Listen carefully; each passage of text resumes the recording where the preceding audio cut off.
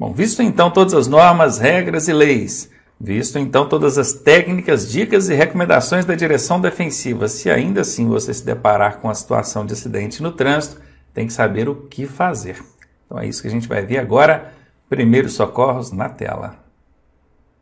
A definição de primeiros socorros são providências iniciais que devem ser adotadas em acidentes com vítimas a fim de eliminar riscos secundários, minimizar o sofrimento das vítimas, manter suas funções vitais e evitar o agravamento das lesões. Então prestem muita atenção nisso aqui.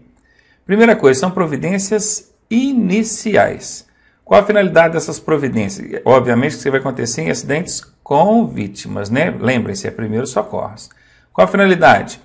Eliminar riscos secundários. Vocês vão ver no decorrer aqui desse treinamento que a gente tem que adotar providências a fim de evitar que outros veículos venham se envolver, outras pessoas venham se envolver naquela situação de acidente. Minimizar o sofrimento das vítimas, muitas vezes você pode até não conseguir fazer algo muito relevante, talvez você nem consiga salvar a vida de alguém, mas minimizar o sofrimento dessas vítimas, aí sim, é função, é finalidade da prestação de primeiros socorros.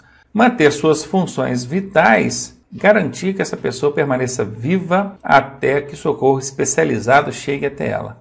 E também evitar o agravamento das lesões que essas vítimas já sofreram. Dada então a definição, vamos entender aqui agora sobre a questão da omissão do socorro, porque tem gente que pensa que não, eu não tenho capacidade de prestar o socorro, eu não vou fazer isso. Presta atenção aqui. Olha, o artigo 176 do CTB diz que deixar o condutor envolvido em acidente com vítima. Veja, esse é o condutor envolvido, tá? De prestar ou providenciar socorro à vítima, podendo fazê-lo, porque às vezes essa pessoa que está envolvida ele também não tem condições de fazer, né? É uma infração gravíssima com fator agravante 5 da suspensão do direito de dirigir e recolhimento da CNH. Tem um outro dispositivo infracional que agora não envolve aquele condutor que estava no acidente. É algum condutor que estivesse passando pelo local. Veja, deixar o condutor de prestar socorro à vítima de acidente de trânsito quando solicitado pela autoridade dos seus agentes é uma infração grave. Então são dois casos distintos, é importante você entender que o primeiro caso, esse que é uma infração gravíssima, vezes 5, da suspensão do direito de dirigir e recolhimento da carteira, esse é para o condutor envolvido, ele era um dos envolvidos ali na situação de acidente, tinha condição de prestar o socorro e não o fez. O segundo caso é alguém que não está envolvido na situação do acidente. Ele apenas estava passando pelo local ou estava ali no momento do acidente e a autoridade de trânsito ou seus agentes solicitou que ele ajudasse, ele colaborasse na prestação de socorro e ele se recusou. Bom, além de crime, que a gente já vai ver agora que é um crime, isso é também uma infração de trânsito, nesse caso, grave. E quando eu digo que é crime, está aqui no artigo 304 CTB, deixar o condutor do veículo de prestar socorro à vítima ou, não podendo fazê-lo diretamente, deixar de solicitar auxílio da autoridade pública. Detenção de 6 meses a 1 ano, tá? Esse é um dos crimes previstos aí pelo Código de Trânsito Brasileiro. Então fique ligado, só dentro do CTB a gente tem aí 2 dispositivos infracionais, um aqui relacionado ao condutor envolvido e outro relacionado a um condutor que não está envolvido no acidente. E tem o dispositivo criminal aí, que é o 304, que dá aí detenção de 6 meses a 1 ano. Bom, como deve ser um socorrista, hein? Vamos ver, ele não precisa ser da área de saúde, tá? Esse é um equívoco que muita gente comete, mas tem que ser um enfermeiro, um médico e tal para prestar o socorro. Não, a finalidade desse treinamento básico aqui, de suporte básico, é justamente para que você tenha condição de fazer algo mesmo não sendo da área de saúde. Qual a importância disso? É porque o acidente acontece e normalmente quem chega ali primeiro, quem estava ali ou passando pelo local primeiro, não é alguém da área de saúde. E os 5 primeiros minutos logo após a ocorrência do acidente são muito importantes, são vitais, aliás. Em 5 minutos muita coisa acontece. Se essa pessoa tiver uma parada respiratória, cardíaca, uma perda excessiva de sangue, sei lá, qualquer coisa, em 5 minutos você tem muito a fazer. Então veja, se quem está no local não é alguém da área de saúde, não vai fazer nada porque não é da área de saúde? Absolutamente não. O socorrista leigo, que é a gente, eu, você, meros motoristas, precisamos ter um conhecimento básico para poder fazer algo nesse sentido. E é claro, tem aquela velha recomendação assim, não coloque a mão na vítima, não coloque a mão na vítima, chame o resgate e aguarde que o resgate chegue para fazer alguma coisa. Meu amigo, presta atenção. Se uma pessoa tomou um tombo de bicicleta e ao cair, o guidão da bicicleta pegou ele na região abdominal, ela perdeu a respiração, ficou sem respirar. Não tem fratura, não tem lesão grave nenhuma, ela está sem respirar. Se você esperar mais de 5 minutos, né, que por menor que seja a cidade que você mora, por mais próximo e mais rápido que esse atendimento especializado chegue, ele vai demorar mais de 5 minutos, você não tenha dúvida disso. E em 5 minutos, meu amigo, o quadro dele se agrava muito. Uma pessoa, por mais de 5 minutos sem respirar, não dá. Então, algo precisa ser feito. E é para isso que existe esse treinamento básico de primeiros socorros para o condutor. Aliás, algo não incomum no trânsito em se deparar com acidentes, não é verdade? Só para que você tenha uma ideia, no Brasil acontecem acidentes que deixam, né, resultam, em média, em 40 mil óbitos por ano. É isso mesmo, não sabia? 40 mil óbitos por ano no trânsito brasileiro. E para cada óbito, 5 lesões permanentes. 200 mil pessoas, estou falando de óbito e lesão permanente, ou seja, 240 mil pessoas somando os dois. Isso são acidentes graves, com óbitos e lesões permanentes. E sem contar aquelas lesões leves, né, que no caso envolve vítima também. Então o que não falta é oportunidade para que o motorista use aí um pouco desse conhecimento. Infelizmente, a maioria das pessoas se exime disso. Fala assim, eu não vou mexer com isso, bacana. Espero em Deus que não aconteça com você próprio, que você mesmo não precise desse socorro. Porque assim como você não age em relação aos demais, essa omissão pode ser recíproca. Os demais também podem não agir em relação a você. Então se liga aí. Está se habilitando agora, está fazendo uma reciclagem, tem que conhecer pelo menos o básico sobre prestação de primeiros socorros para que você consiga fazer algo, pelo menos, para suprir aqueles conceitos iniciais que a gente acabou de ver. Evitar riscos secundários, amenizar o sofrimento da vítima, evitar o agravamento das lesões dela. Então ele precisa ser da área de saúde? Não, não precisa. É qualquer condutor com o mínimo de conhecimento, ele pode fazer algo sim. Ele deve ser calmo, obviamente, é uma situação que causa um certo transtorno, ansiedade a quem está ali, mas ele precisa manter a calma. E ser solidário, ele precisa querer ajudar, né? Ter o controle da situação, não agindo por impulsividade, né? Não vai agir impulsivamente. Calma, analise, haja, tente, né, pelo menos agir com frieza. Não ser omisso, você não pode omitir o socorro, deixar de fazer por qualquer motivo que seja. Porém, limite-se a fazer o que sabe. Não vai inventar também não, né, gente? Não agir sob risco à sua própria segurança. Aliás, essa aqui é uma premissa básica da prestação de primeiros socorros. Claro, o ajudar o próximo é muito importante, mas em primeiro lugar você, os ocupantes do seu veículo. Não que você tem que ser egoísta. Eu estou falando de risco. Se você e quem está com você está se expondo a algum risco para prestar aquele socorro, aí não. Primeiro a sua segurança, depois o da vítima, a segurança da vítima. Identifique-se, diga que está ali para ajudar. Conheça e respeite os seus limites. Como proceder diante de um acidente? Primeiras ações, vamos ver, acabou de chegar. Faça uma análise panorâmica da situação. Você sabe o que quer dizer esse termo aqui? Panorâmica? Vou te ajudar.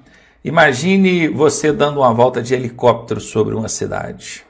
Você tem uma visão ampla da situação, não tem? Da cidade assim, ó. Você consegue ver direitinho lá os limites da cidade. Isso é uma visão panorâmica, uma visão ampla. Se eu te pedir detalhes, você lá do helicóptero não vai conseguir me dizer. Um detalhe, né? A cor de uma placa de trânsito que estava ali, talvez lá do helicóptero você não consiga ver o que aquela placa queria dizer. Ou então as características de um pedestre que esteja passando ali pela rua, talvez você não esteja nem vendo o pedestre, porque ele está tão pequenininho. Mas enfim, a visão panorâmica é essa, aquela visão geral, com a finalidade de analisar num todo e não pontualmente. Então faça uma análise panorâmica da situação, identifique e elimine riscos secundários. Se o acidente aconteceu, por exemplo, próximo a uma área sob o risco de desmoronamento ou um despenhadeiro, identifique esses riscos, tente eliminar esses riscos. Estacione o seu veículo em local seguro E o estacionar em local seguro significa fora da pista. Lembrando que acostamento é pista, tá? Então no acostamento não vale, tem que ser fora da pista. Ah, Ronaldo, mas eu não consegui, eu procurei ali, não tem como eu sair, ou eu fico na pista ou eu fico no acostamento, como é que eu faço? Então, estacione após o acidente. Ah, não tem como passar pelo acidente, tomou a pista toda. Dê meia volta e estacione em sentido oposto. Porque isso é após o acidente, não é? Após para quem vem de lá para cá. Então, jeito tem. Não pode, inclusive, cuidado com isso. Na prova tem uma questãozinha que coloca assim, estacione o seu veículo antes do acidente para servir de escudo, proteger as vítimas. Não, isso é roubada. Seu veículo não é escudo. Não que você esteja preocupado com o seu patrimônio, é porque não é um procedimento, uma conduta adequada mesmo. Entendeu? Então é fora da pista ou após o acidente. É o lugar mais adequado e seguro para você estacionar o seu veículo. Sinalize o local, aí vai entrar aquela questão. Daqui a pouquinho a gente vai falar melhor aí sobre a questão da sinalização. Chame o socorro especializado, também vamos ver quais são os números para chamar o socorro especializado, as autoridades.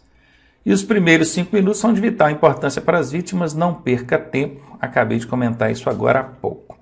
Então beleza, visto aí quais são as primeiras ações, bora prosseguir aqui com o nosso conteúdo. Agora a gente vai ver o que não fazer. Na tela anterior nós vimos o que fazer, e agora o que não fazer. Não fazer, abandonar a vítima de acidente. Omitir socorro sob o pretexto de não testemunhar. Tem gente que é egoísta a esse ponto, né? Pô, depois você vai me dar trabalho aí, vão me chamar para testemunha. Isso é um absurdo, tá? Além de crime, infração de trânsito e, assim, uma tremenda falta de solidariedade, né? Tumultuar o local do acidente. Isso aqui acontece mais. A gente curiosa chegando ao local, querendo saber o que aconteceu, quem está envolvido, como é que foi, se morreu gente. Normalmente é assim, não é? Deixar de colocar ou de colaborar com as autoridades competentes. Procure ser colaborativo, sim. É um momento difícil para quem está ali precisando do socorro. É difícil para quem está prestando socorro. Então, se chegou ali o bombeiro, o SAMU, a autoridade policial, procure ser colaborativo. Colaborativo não é ser curioso e ficar ali em volta querendo saber das coisas e dando pitaco. Não confunda, não.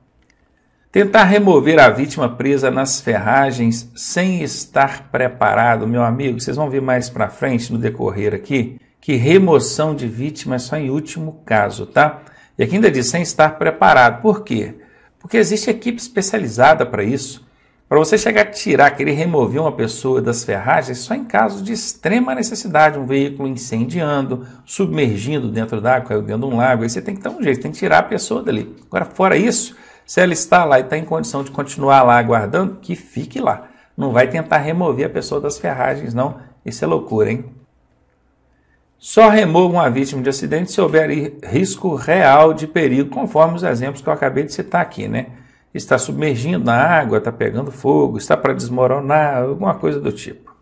Como sinalizar o local do acidente? Bom, nós vimos que tem que sinalizar, né? Mas como? Como é que eu faço isso? Bacana. Estacione preferencialmente fora da pista. Já falei, fora da pista ou após o acidente. Use o triângulo de segurança do veículo, galhos, arbustos, papelão, lata, qualquer material que você consiga espalhar ao longo da via, que não ofereça risco para os outros, né? Imagina, uma vez eu vi o cara colocou pedra, pegou paralelepípedo, pedra, tijolo, colocando no meio da pista. Aquilo provoca acidente, gente, não dá tora de pau, não tem como. Papelão, tudo bem, lata vazia, tudo bem, arbustos, melhor ainda, sinaliza bem. Em relação ao triângulo de segurança e o pisca-alerta do veículo, é inclusive obrigatório, né? A resolução 3698 CONTRAN obriga que você sinalize com o triângulo e com o pisca-alerta. Aí, em relação à distância que você vai sinalizar, vou até abrir aqui, ó, porque aqui diz, ó, distância mínima 30 metros. Esse aqui é o triângulo. O triângulo precisa ser colocado numa distância mínima de 30 metros. Isso você vai encontrar lá na resolução 36 de 98. Se não me engano, a resolução é essa mesmo. Do contrário, ela explica. Agora, isso aqui é a norma. A norma estabelece no mínimo 30 metros. Onde você vai encontrar esse embasamento? Aqui, acabei de dizer. Agora, a prestação de primeiros socorros, a direção defensiva, todo o aparato que envolve aquilo ali, recomenda isso que vocês estão vendo nessa tabela aqui. Então presta atenção. Se é uma questão de legislação de trânsito, vai pela norma. Qual que é a distância mínima? 30 metros. Mínima. Menos que isso não pode ser. Agora, se a questão está relacionada à direção defensiva e primeiros socorros, que é envolvendo a situação, aí vai pelo que está na tabela aqui, ó. A distância que você vai colocar esses arbustos, os galhos aqui, tem que ser equivalente à velocidade máxima da via. Aí pronto, se você já conhece os tipos de vias, né? Você já estudou isso lá em normas de circulação. E já sabe que numa via coletora a velocidade máxima é 40, numa via arterial a máxima é 60, numa via de trânsito rápido é 80, numa rodovia pode chegar a 110. Então, sabendo disso, você já sabe qual é a velocidade para cada tipo de via, você vai colocar a sinalização numa distância equivalente. Se é 40 km por hora, você vai colocar a sinalização a 40 metros de extensão, de distância a contar do acidente. Ronaldo, por que aqui está passos? Porque você não tem uma trena, né? Para poder medir lá na hora. Então, você medir em passos, passos bem largos. Um passo largo equivale a 1 metro. Não tem problema se for um pouquinho menos, um pouquinho mais, gente. É só para ter uma ideia, para você ter ali uma noção da distância. Então, 40 metros, 40 passos. Se a via permite andar 60 km por hora, você vai sinalizar numa extensão de 60 metros ou 60 passos. E assim consecutivamente, tá? 80 por hora, 80 metros. 110 por hora, 110 metros. Isso, gente, em condições normais, tá? Normal. Em situações adversas, olha, distância sob adversidades. O que é adversidade? À noite, está escuro, a visibilidade é prejudicada, o risco aumenta. O motorista que esteja se aproximando do local precisa de mais espaço para ver e reagir e parar. Concorda? Sob chuva, cerração, fumaça queimada às margens da via. Então, tem uma série de coisas que pode envolver a questão da adversidade. Quando estiver em condições adversas, aquelas normais, você vai dobrar essa distância. É o que está na tabela aqui, ó. Então, ao invés de 40, você coloca 80 metros. Ao invés de 60, você vai colocar 120. Bacana? Facinho? Conseguiram pegar isso aqui? Show! Sempre lembrando que a distância mínima é 30 metros. Não pode ser inferior a isso, porque senão compromete a segurança mesmo. Agora é o seguinte, na hora de espalhar aqueles arbustos, aqueles galhos, caixa de papelão na pista, tem que tomar cuidado. Se for uma pessoa só lá no meio da pista espalhando aquilo, ele corre um sério risco de ser atropelado. O ideal é que outra pessoa vá até mais à frente, bem na frente, com a camisa na mão, um pano, um galho de árvore, qualquer coisa, fique sinalizando, abanando aquilo bastante, que é para quem está se aproximando saber em que ali já está acontecendo alguma coisa. Então aquele que está lá na frente já está dando uma contida na velocidade do trânsito, para esse que está aqui espalhando no meio da pista os arbustos, não ficar em total exposição de risco, beleza? Se for à noite, então, o outro cuidado que tem que tomar é que essa pessoa que vai ficar na pista colocando os arbustos ali, tem que estar com roupa clara. Imagina à noite a pessoa com roupa escura no meio da pista. Complicado, né? E uma última coisa, a contagem desses passos aí é o seguinte, saiu ali do acidente, vai contando, 1, 2, 3, 4, vamos imaginar que você tem que colocar ali 80 passos, 80 metros. Só que dentro dessa contagem você encontra uma curva. E a recomendação é que você não conte passos dentro da curva. Então você veio contando, chegou no 40, começou uma curva. Para de contar no início da curva. Termine toda a curva, continue espalhando os arbustos dentro da curva, tá? Óbvio, você está dentro de uma curva, isso é perigoso. Põe alguém lá na frente para poder segurar o trânsito para você. Deixa a curva acabar, espalha os arbustos depois, porque aí os arbustos já estão sinalizando lá. Quando alguém vier de lá para cá, quando você voltar, você volta colocando os arbustos na curva. Mas enfim, é importante que você sinalize dentro da curva também, tá? Então vai colocando ali a sinalização, acabou a curva, aí você continua a contagem, 41, 42, até chegar no 80 que você queria. Bacana? Ah, mas eu vi aqui no meu manual da autoescola que fala que é para se chegar numa curva, que é para eu zerar a contagem, acabar a curva e começar a contar do zero depois. Começar do zero. Olha, eu não vou nem entrar no mérito, tá? Não vou entrar no mérito, mas não faz sentido. Se é para você começar do zero depois da curva, para que você vai começar a contar? Não conta, você está vendo a curva lá na frente, não começa a contar não. Aí Ah, vou contar até 40, chego na curva, eu zero, depois da curva eu continuo contando. Será que o cara não está vendo a curva lá na frente, não? É melhor que ele vá logo depois da curva e já comece do zero depois, não é? Então não faz sentido isso aí, não. Tem outros poréns nisso aí, outras contradições, não quero entrar aqui agora, mas enfim. Na sua prova do Detran, se perguntar, você vai responder. Pare a contagem, após a curva, continue de onde parou. Se você parou no 40, continua. 41, 42, 43, até chegar no que você queria. 80 passos, 90, sei lá, isso vai depender da velocidade. Bom, os telefones para emergência são 4. Já vou abrir logo os 4 aqui, olha. Os 4, para vocês terem aqui uma visualização geral. O 190 é o mais famoso, né? PM, se perguntar para qualquer menino, 190 é o quê? Polícia Militar. E você vai usar quando? Para acionar as autoridades, quando em vias urbanas ou rodovias estaduais. Porque normalmente a autoridade de trânsito, a autoridade policial, né, que vai atender nas rodovias estaduais, é a Polícia Militar, a rodoviária estadual. Mas é a Polícia Militar, confere? Então é 190. Perímetros urbanos, a mesma coisa. 191 é a PRF. Isso vai ser aonde? Rodovias federais. Então, se nas rodovias estaduais é a Polícia Militar, através de 190, nas rodovias federais é a PRF. Aqui nós estamos falando de autoridades, tá? Ou agentes da autoridade. Mas a autoridade policial ali.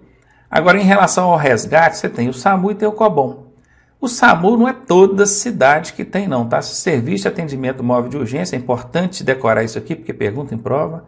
SAMU é Serviço de Atendimento Móvel de Urgência. Tem que decorar.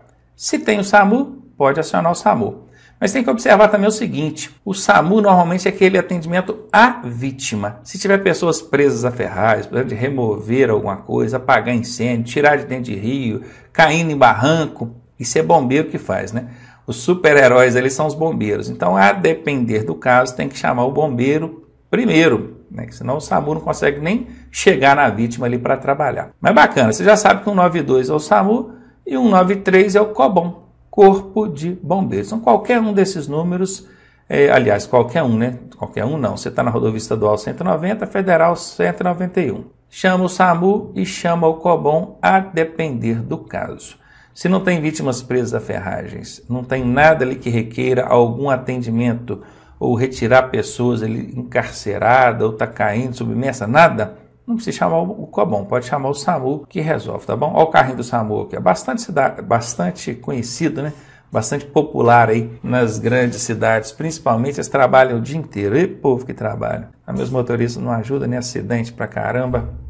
Ótimo, já aprendeu quais são os números para acionar as autoridades, também o socorro especializado? Agora você precisa saber de algumas informações úteis na hora de passar a mão no telefone e ligar. Tem gente que liga e não sabe nem o que dizer na hora, né? Então presta atenção aqui. Esteja pronto para passar informações úteis como localização exata do acidente. Não tenha dúvida. Quem está do lado de lá da linha, seja autoridade, socorro especializado, ele precisa saber exatamente onde aconteceu para ele chegar aí onde você está. Senão não adianta, não é verdade? Se é dentro do perímetro urbano, rua, região Zona Sul, bairro tal, número tal, avenida tal, referência ali, às vezes uma igreja, uma praça, alguma coisa, tudo você puder passar, mas o endereço certinho, tá? Rua, número, isso aí tem que ter. Ah, tá perto da igreja, mas tem tanta igreja na cidade, né? Até serve como referência, mas tem que ter o número certinho. Tá na rodovia, tem que saber que rodovia é essa. Ah, aqui é a rodovia 262. Né? Liga aqui BH Vitória, quem tá nesse trecho sabe o que eu estou dizendo. É a 262. Ah, e qual o quilômetro? Ela está no quilômetro 370, sentido a Vitória. Porque for no sentido BH, a quilometragem já é outra, não é? Então tem que saber essas informações. A referência é exata, não tenha dúvida de quem que está do lado de lá precisa saber disso. E rápido, não dá para você ficar pensando, peraí que eu vou perguntar. Já liga com essa informação em mãos. Quantos veículos envolvidos? Tem ali moto, tem carro, tem caminhão, tem ônibus. Como é que é o acidente? Precisa de contar ali a dinâmica do acidente, aquela visão panorâmica te ajuda nisso, né? Para você falar, foi um ciclista que tomou um tombo. Ah, um carro que atropelou um pedestre. Ah, um automóvel ou uma motocicleta colidiram, a motocicleta está debaixo do carro. Não, foi um carro que colidiu com a carreta e tem gente presa à ferragem. Tem que explicar esse tipo de situação para a equipe de resgate saber o que ela precisa deslocar de equipamento, de gente, de veículo, para poder fazer transporte e tudo mais. Então está aqui, número aproximado de vítimas e as lesões aparentes, tipo do acidente, se foi com carro, moto, atropelamento, o que foi, se há vítimas presas nas ferragens, se há vazamento de combustíveis ou produtos perigosos, porque isso aqui também vai requerer um atendimento de uma equipe especializada. Viram aí? São informações úteis. Isso aqui sim você precisa saber para poder dizer lá na hora que estiver ligando. Vão perguntar o nome das vítimas? Não. Parente, quem que é? Não vai. Idade? Não. Telefone das vítimas? Não. A cor? O sexo? Não vai, tá? Essas informações que vocês veem na tela são extremamente úteis e não tenha dúvida. Quem está do lado de lá do telefone vai precisar. No mais, é indiferente, é irrelevante para a equipe de resgate. Então, bacana, tá aqui, ó, bem representado. O cara passou a mão no telefone e já está ligando lá para o especializado para chegar. Tem que ter essas informações aqui na ponta da língua, tá bom? Bora lá, prioridade no socorro é outra coisa. É muito comum a gente ver em prova, colocando assim, tem um bebê. Dentre as vítimas ele tem um bebê, então a prioridade é do bebê. Poxa, mas o bebê está bem, não tem nada com ele. Não é? Às vezes é um homem adulto forte, está lá todo arrebentado, precisando de atendimento rápido. Então não é a idade, não é o sexo que vai determinar a prioridade no socorro, não, tá? Cuidado com isso aí. Na prova são danados para colocar isso. Tinha uma mulher grávida lá. Tudo bem, ela estava grávida, mas não sofreu nada, estava tranquila, não tem nenhuma lesão forte, nada que comprometa a segurança dela, nem do bebê. Então não é isso que determina. Tinha um idoso, entendeu? Não é isso que determina. Presta atenção aqui na tela o que é determinante na hora de estabelecer a prioridade de socorro aí. Primeira coisa, vítima inconsciente. Avalie se a vítima responde a estímulo. Se não responde, procure identificar o motivo. Né? Às vezes ela está inconsciente porque morreu. Aí já não tem mais jeito, né? Bacana, vamos lá. Segundo agora, vítima com parada respiratória. É o segundo caso aí de prioridade. Terceiro caso, vítima com parada cardíaca. Eu não sei se vocês conseguem fazer essa análise, mas para muitas pessoas uma parada respiratória é menos grave que uma parada cardíaca. Como é que pode a parada cardíaca vir depois da parada respiratória dentre as prioridades? Tá aí, isso aí é outra coisa. Não é aquela vítima que está no quadro mais grave que tem a prioridade também não. Pensa aqui comigo. Tem uma pessoa que está com um corte profundo aqui no punho, está perdendo sangue. Isso é hemorragia intensa. Se não for contida, essa pessoa pode perder sangue demais e vir a óbito. Do lado dela tem uma outra que está com trauma craniano, bateu a cabeça, abriu um pedaço da cabeça assim, está viva lá ainda. Trauma craniano. Várias fraturas, parada respiratória, parada cardíaca. E aí, hemorragia. Quem tem mais chance de sobreviver? Esse que está todo lesionado aqui ou esse outro que está com a lesão no punho aqui perdendo sangue? Quem tem mais chance de sobreviver é esse que está com a lesão no punho. Entretanto, qualquer um dos dois que deixar de receber atendimento pode vir a óbito. Se você parte para aquela que está toda danificada lá, né, toda lesionada, são tantos problemas que você, tão limitado assim, sem equipamentos e com conhecimento limitado, pode não conseguir fazer algo de relevante e essa pessoa toda lesionada virar óbito. Aí quando você olha para a outra do lado que estava com um corte no punho, bastava ter comprimido ali, ó, e ela já teria grande chance de sobreviver, você não atendeu ela também. Ela veio a óbito também, você perdeu as duas. Viram que não é sempre o quadro mais grave que tem que ser atendido primeiro, que tem prioridade? Então não se estabelece prioridade por sexo, por idade e nem pela gravidade da lesão. A prioridade é estabelecida conforme que vocês estão vendo aqui na tela. Então confere na tela comigo. Primeiro, vítimas inconscientes. Segundo, com parada respiratória. Terceiro, com parada cardíaca. Em quarto, vítimas com hemorragia, que é a perda de sangue. Identifique sangramentos abundantes. E aqui vem, não se estabelece prioridade de socorro por sexo, idade ou gravidade. Posso até acrescentar isso aqui. Porque às vezes a vítima que está em quadro mais grave acaba não sendo aquela que tem que ser atendida primeiro. Engraçado que eu já vi isso na prática algumas vezes. Recentemente eu presenciei um acidente onde o veículo saiu da pista, colidiu com a árvore e tinha uma senhora lá dentro do carro, presa a ferragens, colocando sangue pela boca, pelo nariz. Ela estava bem debilitada, ela já nem respondia mais aos estímulos da gente. E o resto do pessoal saiu todo do carro. Tinha uma pessoa lá que tem um cortezinho assim no peito, coisa superficial, nada profundo. Enquanto eu estava ali ajudando a socorrer o pessoal, tentando tirar aquela senhora de dentro do carro ali, ou não é nem tentando tirar do carro, mas pelo menos tentando ver o que estava acontecendo, eu cheguei, verificando, tinha acabado de chegar no local. Chegou um outro veículo e ali tinha um médico. O cara falou assim, um automóvel que estava passando pelo local. Só dá licença que eu sou médico, deixa eu ajudar aqui. Aí eu falei assim, tem uma senhora dentro do carro, ele está bem debilitada. Ele olhou assim, passou por ela e foi naquele que estava com corte no peito. Por que ele fez isso? Certamente porque ele viu que aquele que estava com corte no peito, algo podia ser feito por ele para evitar que aquilo se agravasse e então seria preservada a vida dele. Vai que ele resolve atender aquela que está lá dentro do carro, não consegue um recurso ali para poder manter a vida dela, aí ele perde aquela e perde esse do lado de fora aqui com a lesão simples. Viram aí? Então a experiência dele mostrou na prática isso que a gente está vendo aqui na tela do computador.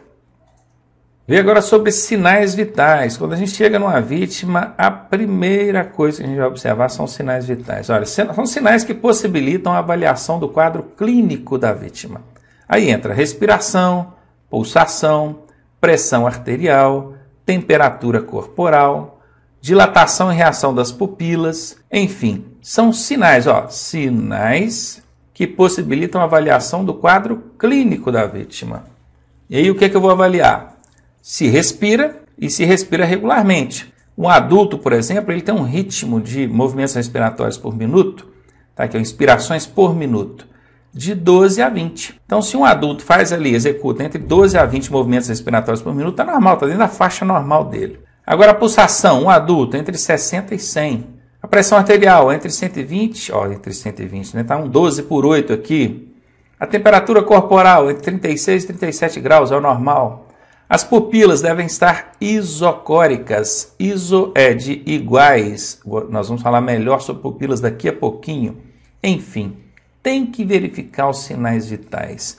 Percebam, são sinais vitais. Uma pessoa sem respiração ou com respiração irregular requer uma atenção especial. Sem pulso, já não está mais pulsando, requer uma atenção especial. Agora eu quero que você preste atenção no seguinte. Aqui quando eu disse respiração, eu disse assim, adulto 12 a 20. Por quê? Se for uma criança ou um idoso é diferente? Sim, o sinal vital ele muda o ritmo, né, dos movimentos respiratórios, o ritmo cardíaco, que é a da pulsação, a pressão arterial, tudo muda levando em consideração a idade da vítima. Só tem um sinal vital que não varia considerando aí a idade. Vai ser a mesma para uma criança, um adulto, um idoso, não importa. Quer ver qual é? É esse aqui, A temperatura corpórea é o único, presta atenção nisso, único sinal vital que não sofre variações em consequência da idade. Vou até explicar uma regrinha básica aqui para você. Quando a pessoa nasce, ela é uma máquina biológica funcionando a todo vapor. Ela está aceleradaça. Você vai ver a pulsação de uma criança, chega aí a 160, acho que não, 140, 140 a 160 por minuto. Criança não, um recém-nascido. Um recém-nascido, ele chega a executar aí de 140 a 160 batimentos cardíacos ou pulsações por minuto. É muito rápido, mais de 2 por segundo. O coração dele está aceleradaço. Você olha ele respirando, ele respira assim. A respiração é curtinha, e ela é muito grande. Uma criança chega a executar 60 movimentos respiratórios por minuto, 1 por segundo. Você sabe quantos movimentos respiratórios eu, adulto, executo por minuto? 16, 18, 20, por aí. Se você parar para prestar atenção, parou aqui, até que você enche os pulmões e expira, vai 5, 6 segundos tranquilamente. 4, 5, 6 segundos. A criança é 1 por segundo, recém-nascido, né? Isso é o quê? Isso é a máquina biológica, novinha, criança recém-nascida, funcionando acelerada a todo vapor. Quando ela fica mais velha um pouquinho, aquele ritmo já diminui. Você vai ver que da criança vai de 100 a 115, por aí. Quando ele chega na fase adulta, estou falando de ritmo cardíaco, né? Ele já chega no 100, né? Já não passa de 100 mais não. A criança 100 a 115. Quando chega na fase adulta, vai de 80, 100, 60, 100, por aí. Quando chega na fase do idoso, já, né, lá na terceira idade, ele já está batendo 40, 60 por minuto, bem devagarinho. O que está acontecendo com a máquina biológica? ela está desgastando, ela está parando e vai diminuindo até que chega um dia que para e a pessoa morre. Então vejam, o movimento respiratório, o ritmo de movimento respiratório, de pulsação, o ritmo cardíaco, a pressão arterial, são sinais vitais que vão variar ao longo da vida. Conforme a idade da pessoa, tem as suas faixas diferentes. Agora, a temperatura corporal, essa que você sabe se a pessoa está com febre ou não, colocou o termômetro, ele mediu, seja no recém-nascido, seja numa criança, no adulto ou no idoso. O normal vai ser sempre entre 36 e 37, ou seja, não varia levando em consideração a idade. Isso pergunta na prova, tá? Qual o único sinal vital que não varia levando em conta a idade da vítima? Temperatura corpórea.